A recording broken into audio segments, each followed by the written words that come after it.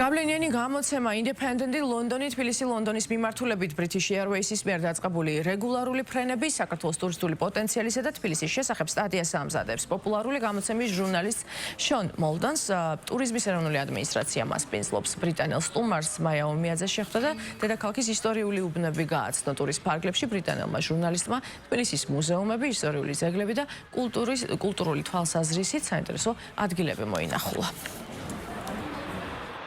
საქართველოში იმყოფება ჟურნალ ინდეპენდენსის ჟურნალისტი, რომელიც საქართველოს შესახებ სტატიას გამოაქვეყნებს.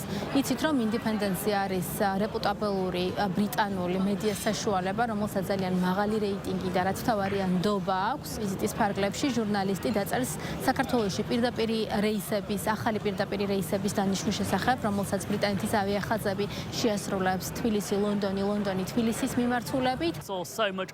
თბილისში ადრეც ვარ ნამყოფი და ახლა ბევრად უფრო განვითარდა. თბილისი გამოირჩევა მრავალ საუკუნოვანი არქიტექტურით, სტილითა და მრავალფეროვნებით. ქალაქის თითოეული ნაწილი საინტერესო და ერთმანეთისგან განსხვავებულია. ძალიან მომწონა ისტორიული ბაზარი, რომელიც ადრე ქუჩაზეც იყო და დღეს მიწისქვეშ არის. რაც შეეხება ავიამიმოსვლას, ლონდონიდან 2 ავიაკომპანია ასრულებს რეისებს თბილისის მიმართულებით და ეს ხელშეუწყობს მიმოსვლას. პირდაპირი ფრენები ძალიან მნიშვნელოვანია ტურისტებისთვის. თბილისში მოხვედრა უფრო მარტივდება და ვფიქრობ, აქ ბევრი მოგზაური ჩამოვა. ასევე ბევრი ეწევა საქართველოდან დიდ ბრიტანეთს.